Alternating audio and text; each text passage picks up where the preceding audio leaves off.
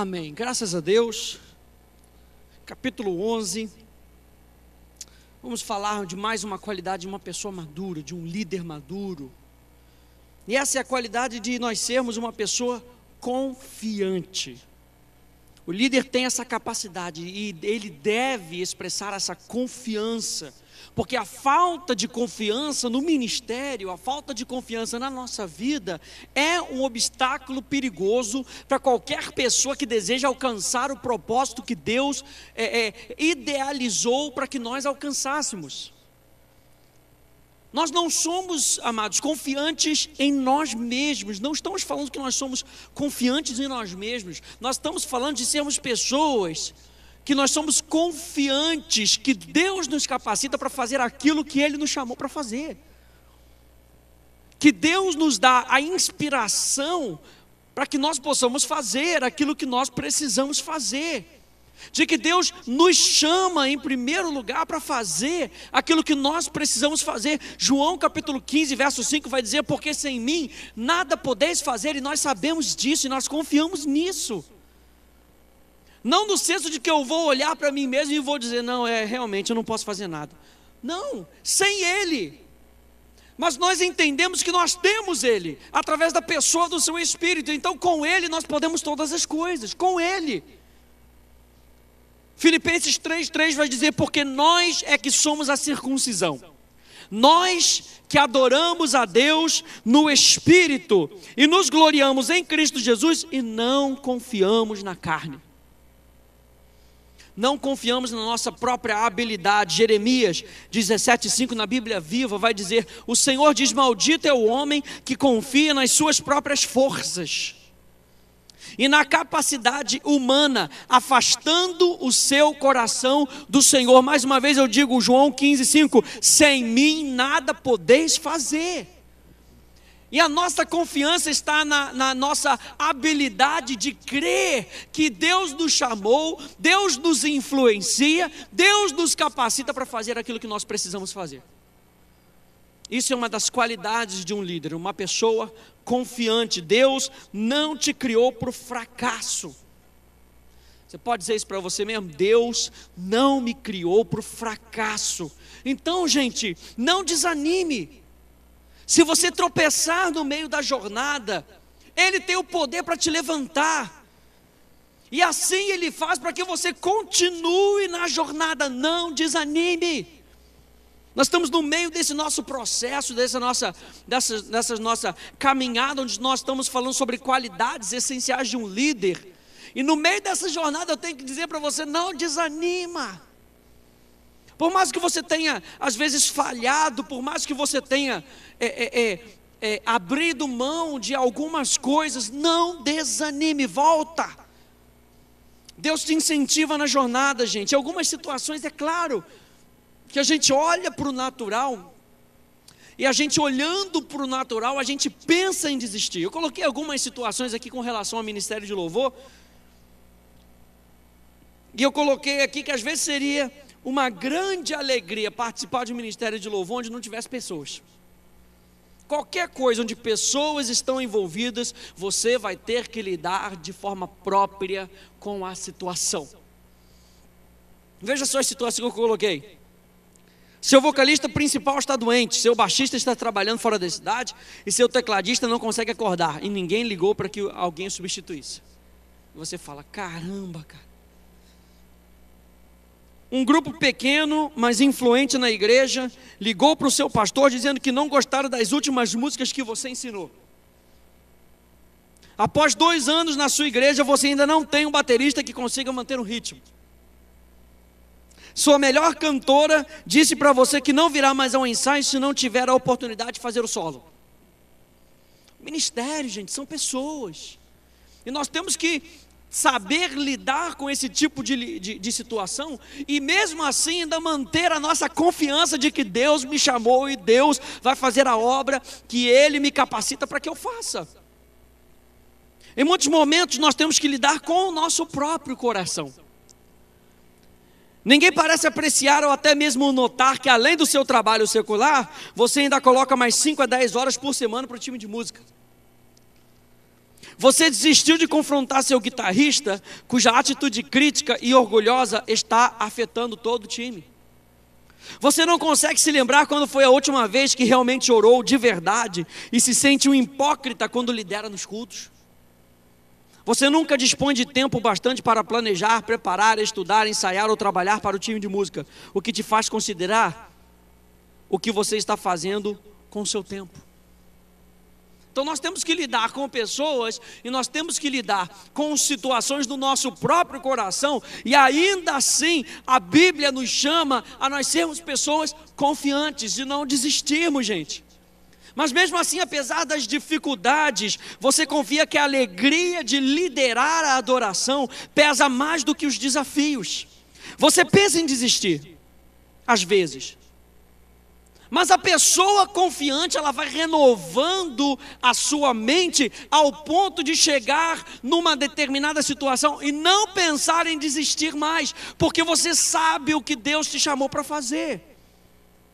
Você quer fazê-lo de uma forma ainda melhor, mais eficiente, com mais habilidade, com mais fidelidade.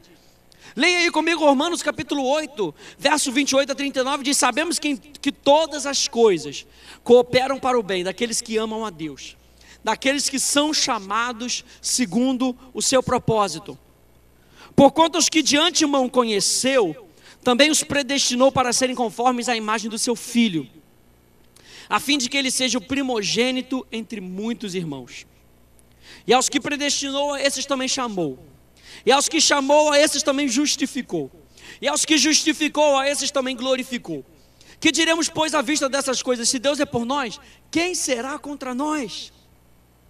Aquele que não poupou o seu próprio Filho, antes por todos nós o entregou, porventura não nos dará graciosamente com ele todas as coisas?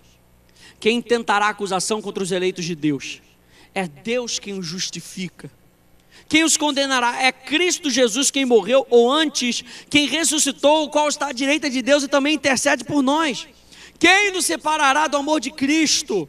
Será tribulação, ou angústia, ou perseguição, ou fome, ou nudez, ou perigo, ou espada? Como está escrito: por amor de ti, somos entregues à morte o dia todo, fomos considerados como ovelhas para o matadouro. Em todas essas coisas, tribulação, angústia, perseguição, fome, nudez, perigo, espada, morte, em todas essas coisas, porém, somos mais do que vencedores por meio daquele que nos amou. Porque eu estou bem certo, olha a confiança do apóstolo Paulo, porque eu estou bem certo de que nem a morte nem a vida, nem os anjos, nem os principados, nem as coisas do presente, nem as coisas do porvir, nem os poderes, nem a altura, nem a profundidade, nem qualquer outra criatura poderá separar-nos do amor de Deus que está em Cristo Jesus, o nosso Senhor. Hebreus 3,6 na Bíblia Viva diz: mas Cristo, o Filho de Deus, é fiel e é o responsável absoluto pela casa de Deus. Preste atenção. E nós, os cristãos, somos a casa de Deus, Ele mora em nós. Se conservarmos a nossa coragem firme até o fim, bem como a nossa alegria e a nossa confiança no Senhor. Ser confiante, gente, não é nada mais, nada menos do que ter fé em Deus. Quando nós estamos falando sobre confiança, nós estamos falando que nós depositamos a nossa fé em Deus. E a fé, ela é manifesta através da pregação do Evangelho, gente. Ela nasce através da pregação do Evangelho.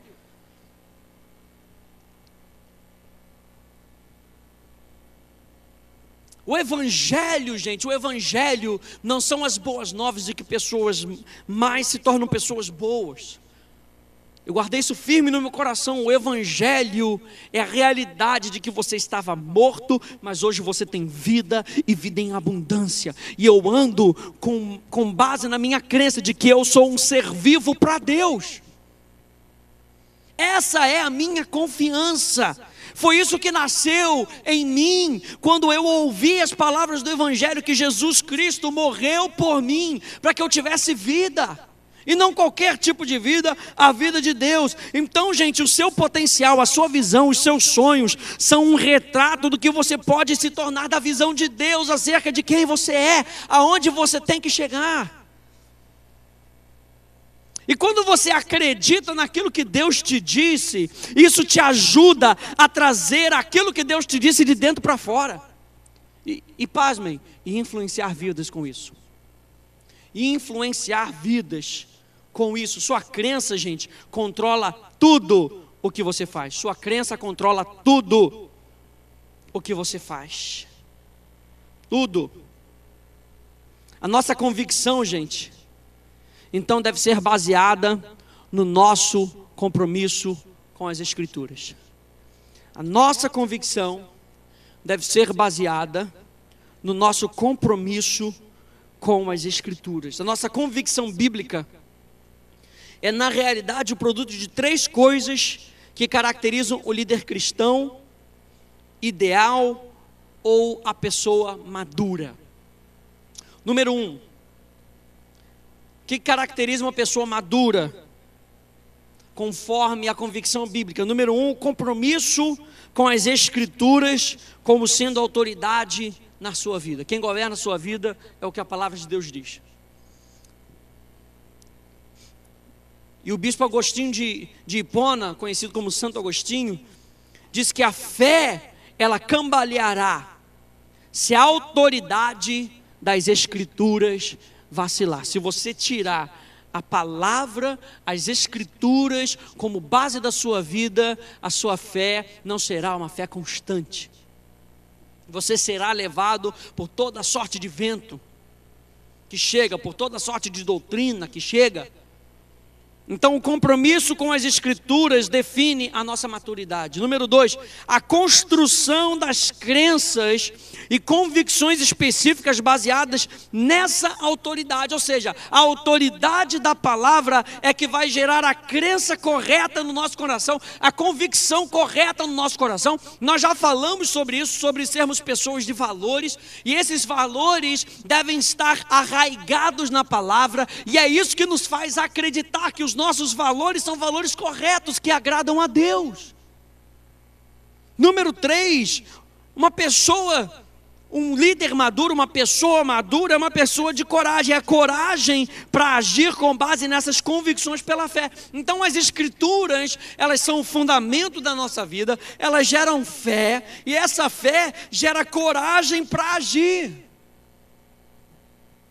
Ser comprometido então com as Escrituras, gente, demanda 3 coisas. Nós estamos falando de líderes, como nós falamos na última aula, de pessoas prudentes, de pessoas que vão para o entendimento da palavra, que consideram as Escrituras como fonte inerrante, que consideram as Escrituras como Deus falando comigo. Pessoas apaixonadas pelas Escrituras que revelam quem é o nosso Deus. Então, ser comprometido com as Escrituras demanda 3 coisas. Número 1, o reconhecimento das Escrituras como sendo inspirada e a palavra final. 2 Pedro 1, 20 a 21, sabendo primeiramente isso, que nenhuma profecia da Escritura provém de particular elucidação, porque nunca jamais qualquer profecia foi dada por vontade humana. Entretanto, homens santos falaram da parte de Deus, movidos pelo Espírito Santo. 2 Timóteo 3,16 diz: toda a Escritura é inspirada por Deus. Inspirada, theopnestos, é soprada por Deus. E o interessante, quando você olha para Gênesis, que você vê lá, Gênesis capítulo 2, a criação do homem lá, e você vê que Deus, ele sopra o fôlego de vida. É a palavra fôlego, neshama, a divina inspiração. O homem foi criado para viver a partir desse fôlego. Sem esse fôlego, ele é apenas pó. Ele é apenas um pedaço de carne. E é no momento que Deus dá a sua inspiração, presta atenção, é no momento que Deus dá a sua inspiração que o homem ganha uma alma. Então a nossa alma deve estar sujeita à inspiração do Espírito. Foi assim que o homem foi criado, para que as suas emoções vivam conforme a inspiração do Espírito. E você vai lá no Salmo 150, o último salmo, e vai dizer lá, aleluia, louvai ao Senhor, louvai ao Senhor, louvai ao Senhor, louvai ao Senhor. No último versículo diz, todo ser que respira louve ao Senhor. Ele dá a classificação de como nós devemos louvar ao Senhor, mas ele diz quem é que deve louvar ao Senhor. Todo ser que respira. E a palavra todo ser que respira lá é Neshama. Todo homem que é influenciado, que tem a divina influência, louva ao Senhor. E nós entendemos que as Escrituras foram formadas porque elas foram inspiradas, elas foram sopradas por Deus. Homens foram inspirados. E essa inspiração, gente, pasmem, é o fôlego de vida. Quando Deus fala com você, Ele está soprando vida. E isso traz confiança. Quando nós entendemos que nós somos comprometidos com as Escrituras, nós somos comprometidos com a inspiração do Espírito. Número 2, compromisso com as Escrituras como o nosso padrão de pensamento. Então nós falamos que Deus inspira o homem.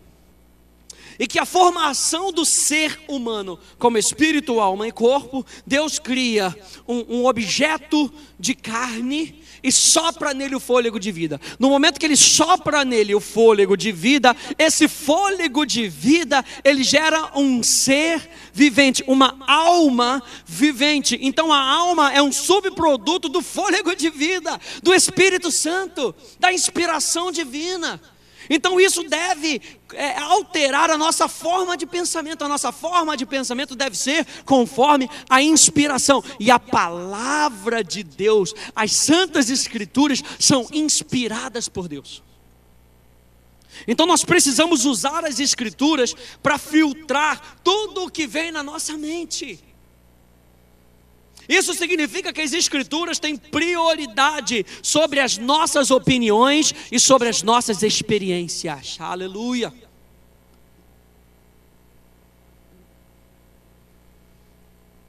Marcos 7,13, invalidando a palavra de Deus pela nossa própria tradição, os homens faziam. Que vós mesmos transmitistes e fazeis muitas outras coisas semelhantes. 2 Timóteo 1, 13 e 14, mantenha o padrão das sãs palavras que de mim ouviste com fé e com o amor que está em Cristo Jesus. Guarda o bom depósito mediante o Espírito Santo que habita em nós. 2 Timóteo 3, 14 a 15, tu porém permanece naquilo que aprendeste e de que foste inteirado, sabendo de quem o aprendeste.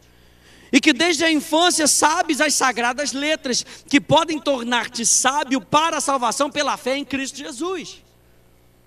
1 Timóteo 6, 20 a 21. E tu, ó Timóteo, guarda o que te foi confiado, evitando os falatórios inúteis e profanos, e as contradições do saber, como falsamente lhe chamam. Pois alguns, professando-o, se desviaram da fé. A graça seja convosco. A divina influência do Espírito seja convosco. Que o Espírito Santo continue falando com você. Que o Espírito Santo continue agindo na tua vida para que você entenda, compreenda, pratique essa palavra. 1 Timóteo 4, de 6 a 7, exponda essas coisas aos irmãos. Serás bom ministro de Cristo Jesus, alimentando com as palavras de fé e da boa doutrina que tem seguido. Então nós vimos que o compromisso com as Escrituras, sendo a autoridade na nossa vida, elas constroem uma crença saudável, uma crença estável, uma crença firme, baseada no que é a verdade, baseado no que é inspirado por Deus. E Paulo está dizendo aqui em 1 Timóteo capítulo 4, que com isso nós devemos expor essa luz para os irmãos, alimentando com as palavras de fé. Alimentando pessoas com palavras de fé e da boa doutrina, do bom ensino. E o bom ensino é um ensino saudável da palavra, da verdade. Mas rejeita as fábulas profanas e de velhas caducas. Exercita-te pessoalmente na piedade, no caráter divino. E número 3, compromisso com as Escrituras significa um compromisso com a excelência no estudo, no uso e na aplicação da mesma. Quanto maior for o valor que dermos às Escrituras, mais consciente o nosso compromisso e o estudo deve ser. Hebreus capítulo 2, verso 1 vai dizer: por essa razão, importa que nos apeguemos com mais firmeza, gente.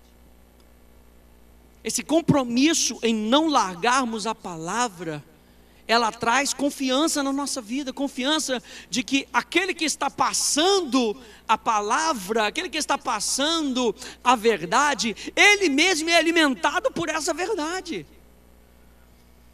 Por essa razão, importa que nos apeguemos com mais firmeza às verdades ouvidas, para que delas jamais, diga jamais, jamais nos desviemos, gente. E quando você quando você é provido dessa confiança, é encorajado, é que você é capaz de encorajar, porque você está alimentado com fé, com coragem. Então você é capaz de encorajar outras pessoas.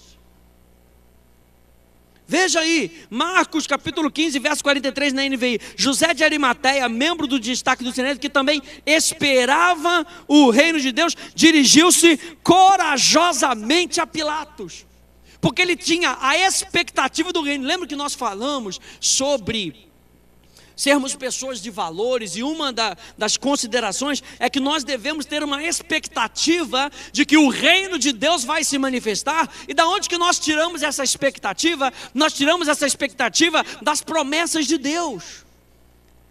Se Deus falou que onde 2 ou 3 estiverem reunidos no nosso meio, Ele se manifestaria, ali Ele estaria. Quando Deus está, Ele está para se manifestar, Ele está para falar, Ele está para comungar, Ele está para ter comunhão contigo. Então há uma manifestação na presença de Deus. Bom, se eu entendo onde 2 ou 3 pessoas estão reunidas, e você está liderando um culto coletivo, congregacional, você pode esperar que Deus se manifeste. E José de Arimateia, ele estava esperando, ele tinha essa expectativa de que o reino de Deus estava se manifestando. Então ele foi corajosamente falar a Pilatos: me dá esse corpo aqui, me dá esse corpo, porque há uma promessa de que Jesus vai ressuscitar, me dá, e o reino de Deus mais uma vez vai se manifestar. João 16:33, na nova tradução na linguagem de hoje, diz: eu digo isso para que, por estarem unidos comigo, vocês tenham paz. No mundo vocês vão sofrer, mas tenham coragem. Ter bom ânimo é ter coragem, porque eu venci o mundo, gente. Naturalmente, a pergunta que podemos fazer é: onde o corajoso obtém a sua coragem? Ou como desenvolvemos a qualidade de coragem em nós mesmos e em outros? Precisamos de coragem ou de ser encorajado? Precisar de coragem ou de ser encorajado é uma das experiências comuns que sempre precisamos. Por isso Paulo escreveu em 2 Coríntios capítulo 7, verso de 5 a 7, na nova tradução na linguagem de hoje, que diz: mesmo depois de termos chegado à província da Macedônia, não descansamos nada. Em todos os lugares houve problemas, lutas como os de fora e medo no nosso coração. Porém Deus, que anima, que encoraja os desanimados, nos animou com a chegada de Tito. Olha só, Tito chegou para encorajar o pessoal. Olha, eu consegui chegar, hein? Então vamos lá, nós vamos conseguir. E não foi somente a chegada dele que nos animou, que nos encorajou, mas também a informação dada por ele, de que vocês o animaram, vocês o encorajaram. Então Tito recebeu um encorajamento dos irmãos, e quando Tito chegou na presença daqueles homens, uau, ele trouxe esse encorajamento. Quando nós nos ajuntamos, preste atenção, nós não nos ajuntamos somente para sermos encorajados, nós nos ajuntamos para encorajar. Seja um Tito, Seja uma pessoa que já chega encorajada. Seja encorajado por aquilo que Deus te falou durante a semana. E quando você chega para a adoração coletiva, você está pronto para encorajar outros a adorar a Deus. Você está pronto a encorajar outros a louvar a Deus. Você está pronto a encorajar outros a ser uma pessoa atenta à palavra de Deus. Esteja pronto para ser uma pessoa que vai encorajar outras a serem doadoras. Esteja pronto para encorajar. Ele contou que vocês estão com saudade de mim. E disse que estão muito tristes e estão prontos para me defender. Por isso agora estou mais feliz ainda. Ou seja, o povo estava se unindo com Paulo. Tribulações são parte da vida, gente. Por isso encontrar encorajamento para prosseguir, mesmo quando parece ser impossível, e dar encorajamento ao desencorajado, são ambas muito importantes nas Escrituras. Coragem vem quando você é encorajado. Alguém tem que depositar coragem em você. Seja uma pessoa inspirada pelo Espírito, ou até mesmo o próprio Espírito. O que significa então a palavra encorajar? Encorajar, gente, é inspirar com esperança. E esperança, expectativa. Ok? Encorajar é inspirar com esperança, com coragem ou com confiança. Como podemos então definir encorajamento à luz das Escrituras? Veja lá. Encorajamento é encontrar ou ajudar outros a encontrar a coragem, pela graça e força de Deus, para correr a corrida que Ele preparou para nós, não importando o quão difícil ou doloroso seja o circuito. Encorajamento é encontrar ou ajudar outros a encontrar a coragem, pela graça e força de Deus, para correr a corrida que Ele preparou para nós, não importando o quão difícil ou doloroso seja o circuito. Então nós encontramos esse encorajamento, gente, nas Escrituras e nas promessas de Deus. É um método primário. O método primário para você encontrar encorajamento está nas Escrituras, gente. A palavra de Deus com os seus princípios e promessas é a nossa fonte mais importante e mais fundamental de encorajamento. Romanos 15:4, na Nova Tradução da Linguagem de hoje, diz: porque tudo o que está nas Escrituras foi escrito para nos ensinar, a fim de que tenhamos esperança por meio da paciência e da coragem que as Escrituras nos dão. Coragem que as Escrituras nos dão. Diga para você mesmo: a Escritura me dá coragem. Coragem em grego, paraklesis, significa a chamada para estar perto. Quando Deus está falando de coragem, Ele não está colocando algo dentro de você e te empurrando para que você vá, faça sozinho. É uma chamada para estar perto. Quem faz essa obra é Deus, gente. Nós descansamos. Nós é que acompanhamos Ele. Não é Ele que nos acompanha. Nós é que o acompanhamos. É uma chamada para estar mais perto dEle. Coragem é consolação, é exortação e encorajamento, é conforto, é um discurso persuasivo e instrutivo. Deus não apenas está contigo, Ele fala com você para que esse espírito cresça dentro de você e Ele te ensina como usar essa coragem. Nós podemos ver isso lá em Josué capítulo 1. Josué capítulo 1.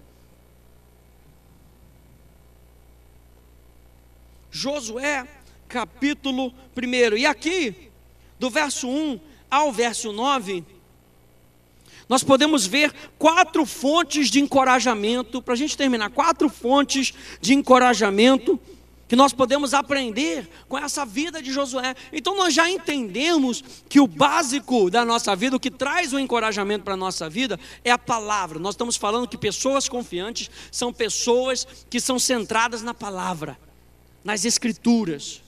E veja só, ponto número 1, força e coragem vem quando reconhecemos e nos relacionamos com Deus, com a sua vontade, tendo um senso de chamado e destino de Deus. Leia comigo verso 1 e verso 2. Logo após a morte de Moisés, servo de Yahweh, eu estou lendo aqui nessa minha versão da Bíblia King James, atualizada em português.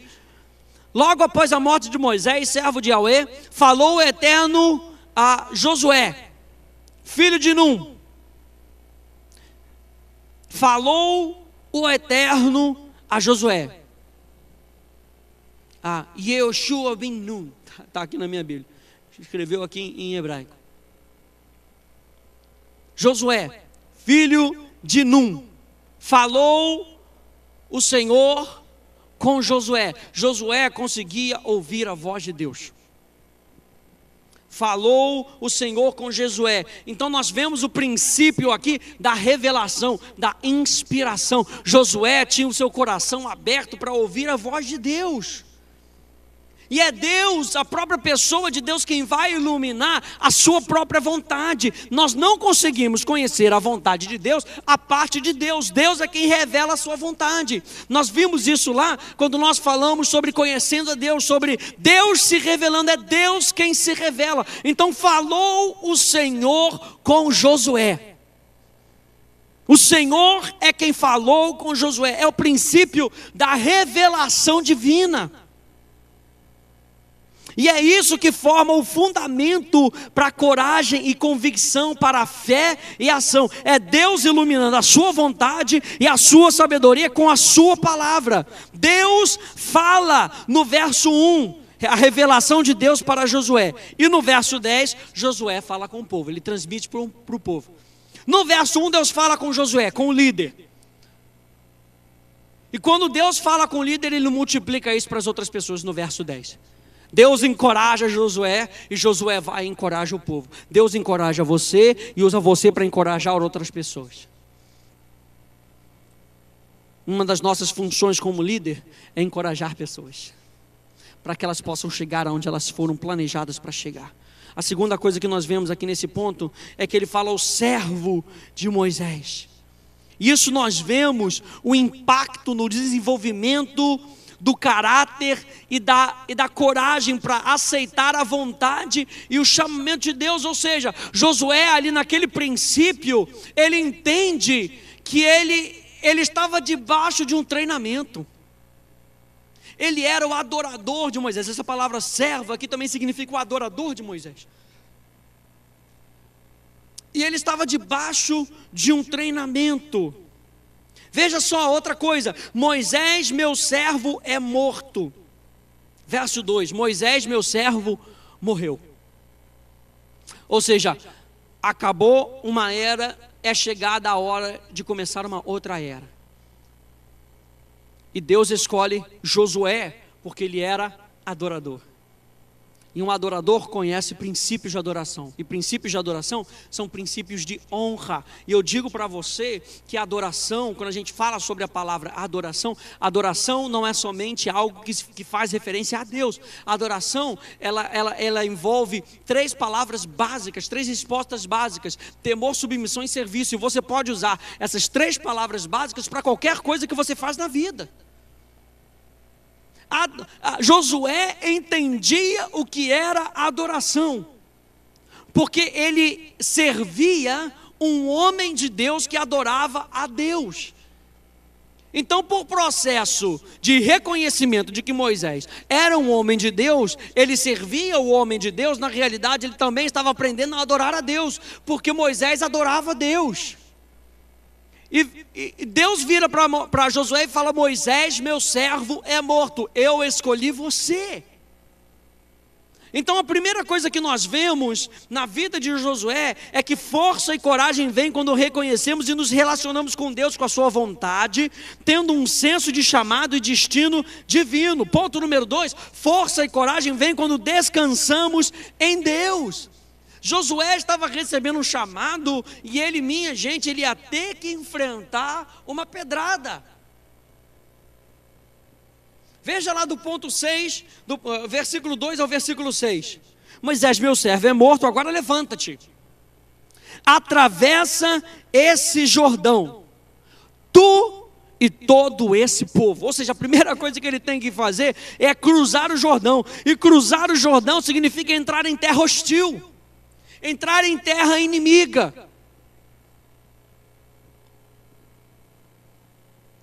Deus estava chamando Josué para guerrear. Deus estava chamando Josué para levantar com as suas forças e combater no nome do Senhor. Lutar o bom combate, que é o bom combate da fé, diz Paulo. O bom combate da coragem. Mas não era só ele não, gente. Era ele e todo o povo. Mas espera aí, qual é o problema disso? O problema disso é que aquele povo era um povo rebelde. E Josué estava sendo encorajado para poder encorajar o povo. E encorajando o povo, eles pudessem tomar os inimigos todos juntos. Apesar dos obstáculos, a palavra de Deus vem como um bálsamo através das suas promessas. Vamos continuar lendo. Atravessa esse Jordão, tu e todo esse povo, para entrar na terra que estou prestes a entregar nas mãos dos israelitas. Todo lugar que a planta dos vossos pés pisarem, eu vos dou, como prometi a Moisés.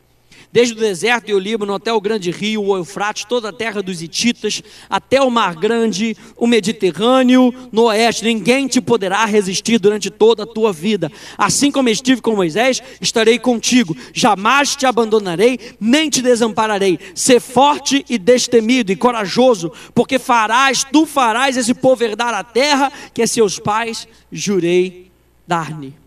Nossa necessidade, gente, é conhecer essas promessas e princípios e agir neles pela fé. Número 3, força e coragem vêm através da renovação diária dos princípios divinos. O ministério bem-sucedido, gente, está sempre relacionado com o estudo das Escrituras. E relacionamento com Deus leva tempo. E é esse tipo de relacionamento e conhecimento que nos dá uma convicção bíblica profunda. E a capacidade para termos a coragem que nos dará resultados transformadores e a fidelidade no ministério e na vida. Verso 7, verso 8. Tão somente, sê de fato firme e corajoso, para teres o zelo de agir de acordo com todos os mandamentos da Torá, da lei, que te ordenou Moisés, meu servo. Não te apartes dela, nem para a direita, nem para a esquerda, para que tenhas sucesso em todas as tuas realizações. Ou seja, é possível ter sucesso em todas as suas realizações? É possível. Pastor, você está sendo positivo demais. Eu estou só concordando com a Bíblia, minha gente. Eu estou só concordando com a Bíblia. Deus diz, se você não se apartar desse livro e fizer tudo quanto esse livro ordena, você terá sucesso em todas as tuas realizações. Que o livro da Torá da lei esteja sempre nos teus lábios, ou seja, palavras de confiança, palavras de fé, palavras de vida. Medita nele dia e noite para que tenhas o cuidado de agir em conformidade com tudo que nele está escrito, para que você tenha sucesso em tudo aquilo que você realiza. Deste modo serás vitorioso em todas as tuas empreitadas e alcançarás bom êxito. E tem gente que diz que a gente luta e vence algumas. Mas a Bíblia está dizendo que se você meditar na palavra, se você viver conforme a palavra, se você colocar essa palavra nos teus lábios, se você se encorajar pela inspiração do Espírito Santo, desse modo serás vitorioso em todas as tuas empreitadas. Em todas as tuas empreitadas. Isso nos dá expectativa, isso nos dá esperança de viver. É por isso que nós fazemos o nosso melhor. É por isso que nós avançamos, nós progredimos, porque nós sabemos que a palavra de Deus é fiel. E Josué, Deus estava encorajando Josué, para que nós pudéssemos encorajar outras pessoas, para dizer para as outras pessoas que ministério dá certo, que vida com Deus dá certo. Ponto número 4. Força e coragem vêm através do reconhecimento da pessoa e da presença de Deus. Verso 9. Ora, não te ordenei, ou não te mandei foco aqui, não te mandei eu. Então Deus estava falando da sua própria pessoa. O foco está na fonte da ordem e da promessa. Ou seja, a pessoa de Deus é o foco e a fonte da ordem e da promessa. Não te mandei eu te mandei, Josué. Você sabe quem eu sou? Eu sou o Deus Todo-Poderoso. Você sabe quem eu sou? Eu sou o Deus fiel. Você sabe quem eu sou? Eu sou o Deus que não muda. Você sabe quem eu sou? Eu sou o Deus que não tem sombra de variação. Você sabe quem eu sou? Eu sou o Deus que aquilo que eu falo se cumpre e não volta para mim vazio. Você sabe quem eu sou? Eu sou o Deus que faz cair os teus inimigos. Você sabe quem eu sou? Não te mandei eu? Eu te mandei, Josué. Ainda mais ele diz lá, eu estarei contigo. Veja aí. Ser forte e corajoso, não temas e não te apavores, porquanto Yahweh, o Senhor teu Deus, está contigo por onde quer que andes. Amados, a gente só não anda com confiança se a gente não acreditar que Deus está conosco. Um Deus que é todo poderoso está conosco. E se nós fizermos tudo conforme a sua vontade, se nós fizermos tudo conforme a sua palavra, e meditarmos nessa palavra, e mudarmos o nosso estilo de vida, mudarmos o nosso pensamento, sabemos que as Escrituras moldam os nossos pensamentos, então isso nos encorajará, pela pessoa do Espírito Santo, gente. Existe o encorajamento da palavra, mas eu falei para você que a palavra, toda a palavra é inspirada por Deus. As Escrituras são inspiradas, theopnestos, a ação do Espírito Santo, a inspiração do Espírito Santo. Eu quero terminar lendo Atos 9:31, que diz: a igreja na verdade tinha paz por toda a Judéia, Galiléia e Samaria, edificando-se e caminhando no temor do Senhor e no conforto, no encorajamento do Espírito Santo, crescia em número. O Espírito Santo é chamado de Paracleto. Nós vimos que coragem é paraclesis. O Espírito Santo é o Paracletos. É aquele que vem para estar junto de você, para te encorajar. O teu encorajamento, gente, não vai vir de situações externas favoráveis. O teu encorajamento vem de dentro. Vem do mundo interior, vem do quanto você se enche dessa palavra, o quanto você renova a tua mente. O encorajamento vem de dentro. O Espírito Santo, como nosso capacitador espiritual, é vital para o nosso encorajamento, para o nosso conforto, para o nosso consolo. É vital para que nós possamos progredir. Então, um líder é uma pessoa que encoraja, porque é encorajado pela palavra e pelo Espírito Santo. Se encha da palavra, gente. Tenha comunhão com o Espírito Santo. Ouça a voz do Espírito Santo. Saiba que a voz do Espírito Santo é uma voz que te influencia, Neshama. É uma voz que te influencia para que você tenha vida e com que você seja um doador de vida para aqueles a quem você lidera e a quem você encontra. Amém? Seja encorajado nesse dia, no nome de Jesus.